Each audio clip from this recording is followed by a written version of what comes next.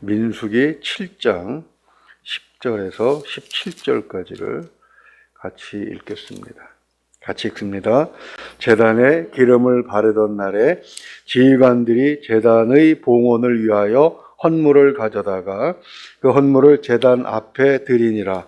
여호와께서 모세에게 이르시기를 지휘관들은 하루 한 사람씩 제단에 봉헌물을 드릴지니라 하셨더라.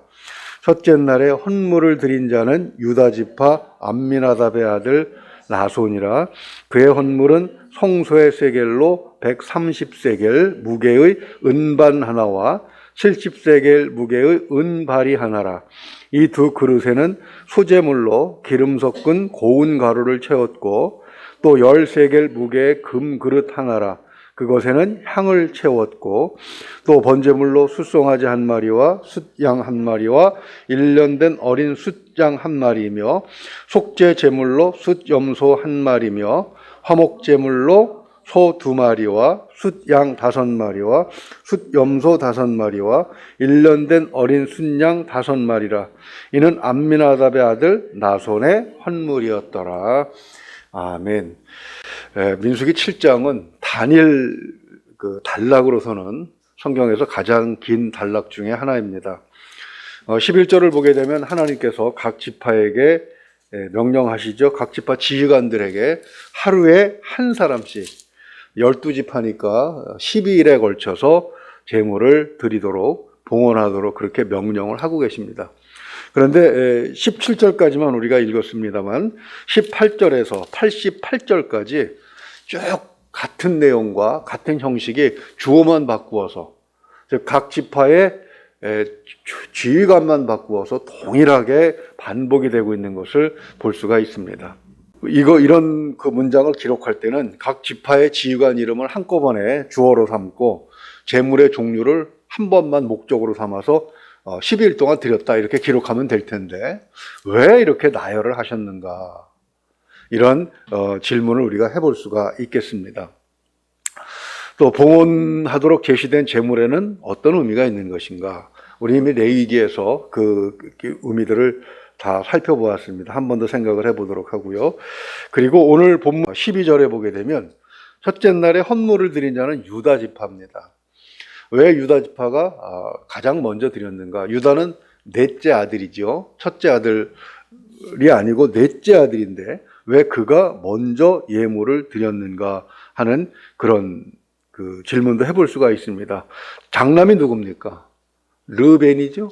첫 번째 아들이 르벤인데 그 장남은 30절에 나옵니다. 넷째 날에 르벤 자손의 지휘관이 예물을 드리도록 그렇게 되어 있습니다. 이런 이유가 무엇인가 하는 것들을 우리가 생각을 해보는데요. 첫 번째 생각해 볼 수 있는 것은 이렇게 길고 지루하게 나열한데도 하나님의 목적이 있으시다는 것입니다.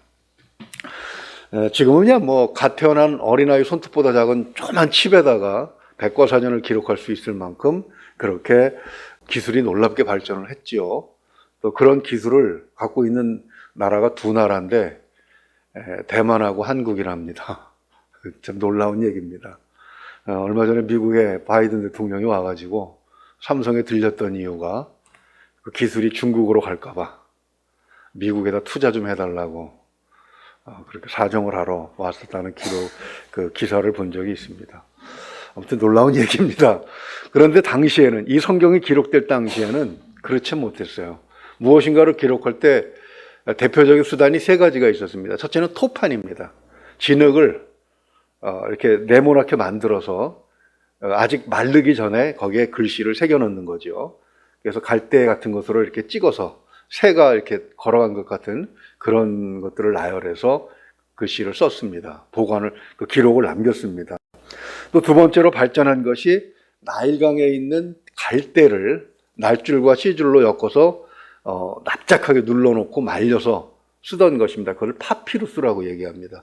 그 파피루스라는 말에서 바이블이라는 말이 나왔고, 그 바이블, 즉 성경으로 우리가 사용하고 있는 것이죠.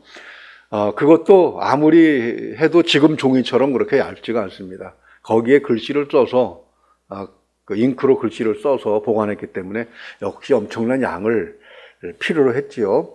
그 다음에 이제 나중에는 송아지 가죽을 얇게 무드질해서 거기다가 잉크로 기록을 남겼습니다. 그것도 뭐 엄청나죠. 쿰란이라고 하는 곳에서 발견된 그 고대 성경을 보게 되면 이사야서도 세 권으로 구분되어 있습니다. 그 한 권 한 권을 다 그 한 사람 지게에 짊어지고 다녀야 될 만큼 엄청난 양을, 엄청난 그 크기를 갖습니다.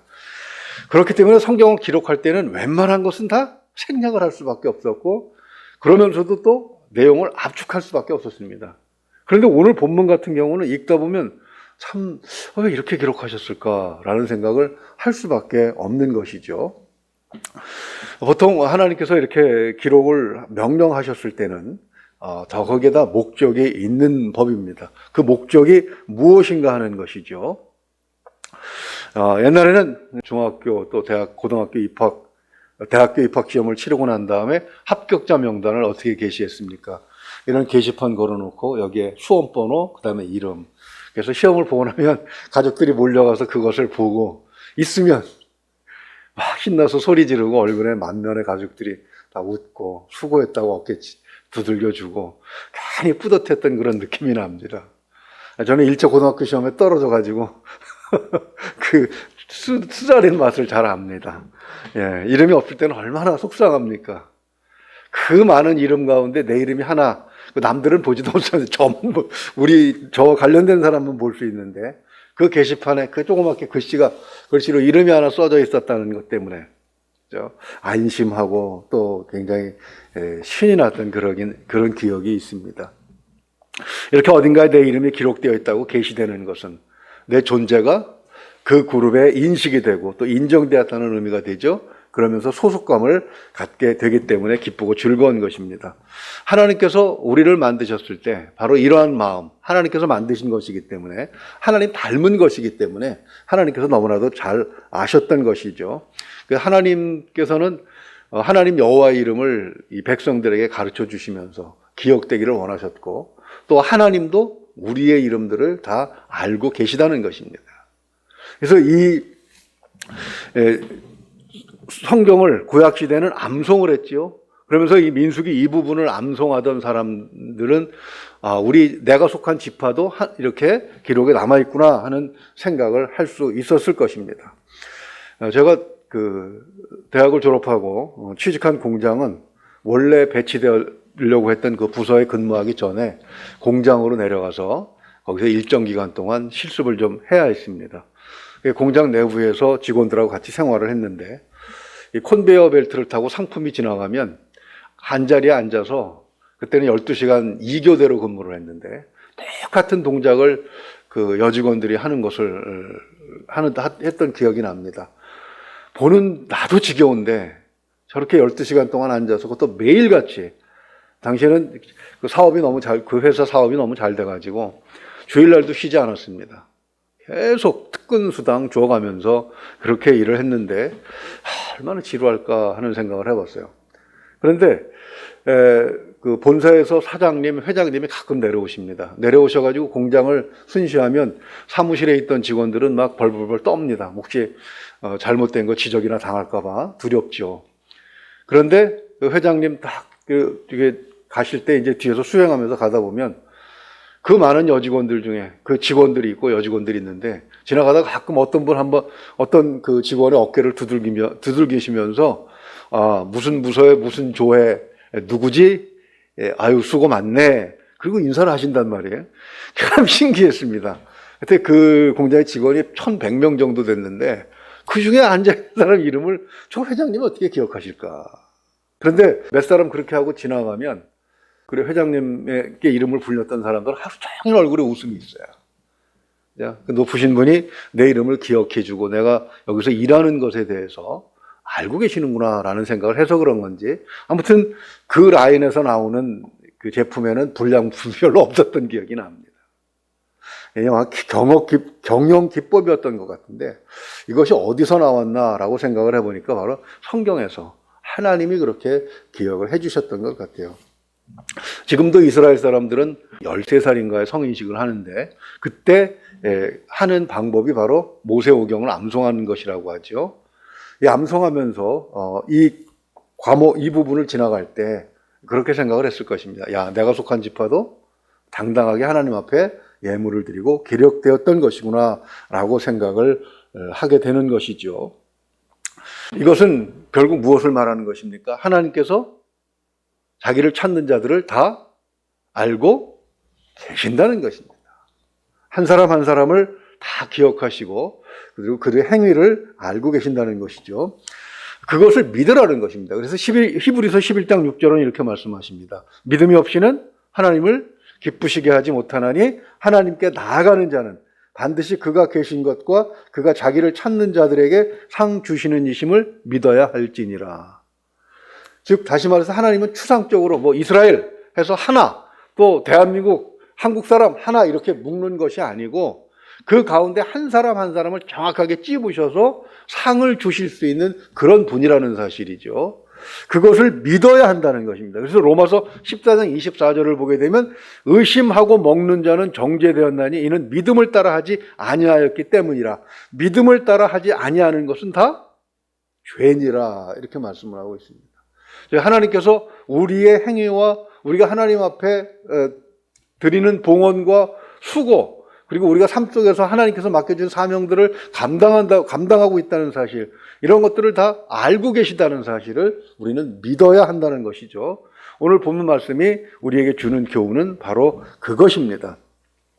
그래서 마태복음 25장 32절을 보게 되면 주님께서 그렇게 말씀하시는 것이죠. 모든 민족을 그 앞에 모으고 각각 구분하기를 목자가 양과 염소를 구분하는 것 같이 해서 양은 그 오른편에 염소는 그 왼편에 두리라 라고 주님께서 말씀하실 수 있었던 것이죠. 오늘 본문 그 내용을 보게 되면 헌물의 내용이 똑같습니다. 금 그릇에 이제 성물을 담아서 이렇게 드리는데, 첫 번째는 13절 하반절을 보게 되면 소재물로 기름 섞은 고운 가루를 채웠습니다.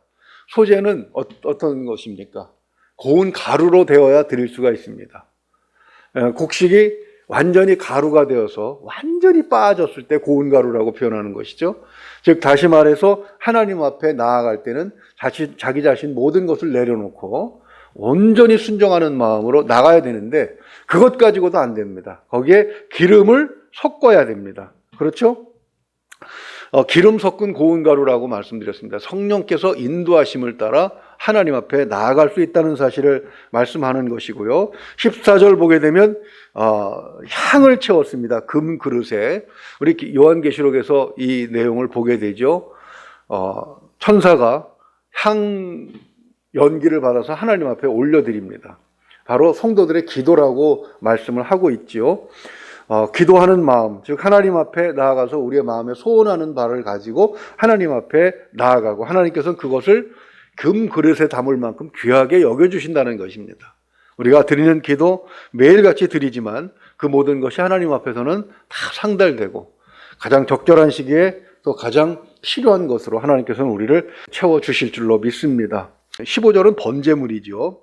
번제물이라고 하는 것은 우리의 죄에 대한 고백입니다. 그래서 하나님 앞에 우리가 죄인임을, 그리고 희생의 제물을 통해서 그 죄를 용서받기를 원하는 마음으로 나가는 것이고, 그렇게 16절에 보게 되면 숫 염소 한 마리가 속죄제로 드려집니다. 그 다음에 필요한 것이 바로 17절. 17절만 다시 한번 읽어볼까요? 화목제물로 소 2마리와 숫양 5마리와 숫 염소 5마리와 1년 된 어린 순양 5마리라 이는 암미나답의 아들 나손의 헌물이었더라. 이렇게 말씀하고 있습니다. 번제를 드리고 속죄제물을 드린 다음에 반드시 따라오는 것이 있는데 화목제물입니다. 왜 하나님 앞에서 죄를 용서받아야 하고 또 우리의 죄를 대신해서 죄값을 치러야 하는 것입니까? 그것은 하나님과 화합된 존재로 살아가기 위해서입니다.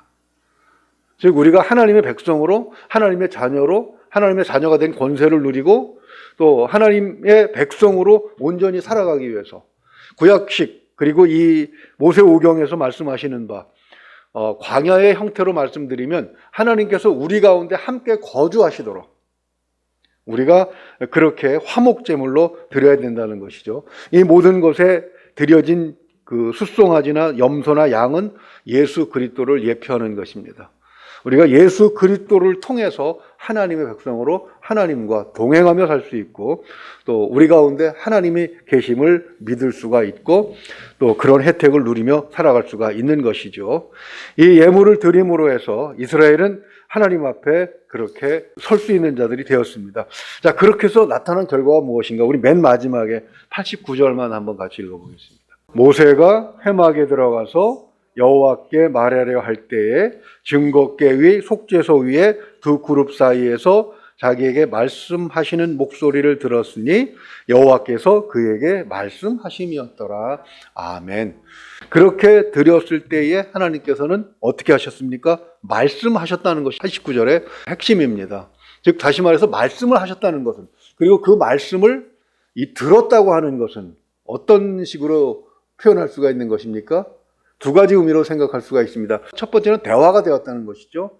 즉 하나님께서 말씀하시고 그 말씀을 우리가 들을 수 있다는 것입니다.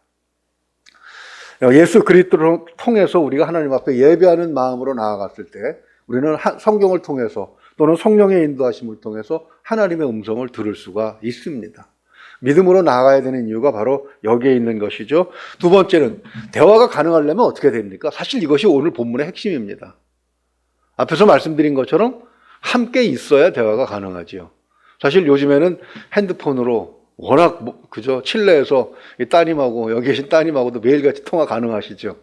워낙 가까우니까 그렇게 개념으로 생각하면 안 되고 당시 구약 성경 기록된 대로 보려면 어떻게 됩니까? 같이 있어야만 대화가 되는 것입니다. 그래도 카톡이나 이 핸드폰으로 전화를 한다고 해도 그저 얼굴 보고 페이스 투 페이스 얼굴 보고 대화하는 것하고는 완전히 느낌이 다르지 않습니까? 그런 생각을 우리가 할 수 있는 것이 하나님 앞에 온전한 제사로 나아갔을 때 우리 한 사람 한 사람을 하나님께서 만나주시고 우리와 함께 계시고 우리의 삶 속에 동행하신다는 사실을 이 본문을 통해서 알려주시는 것입니다. 우리의 삶이 하나님 앞에 드려졌고 또 알려졌음을 믿으시기 바랍니다. 때때로 사람들은 외로움에 굉장히 힘들어하고 있습니다.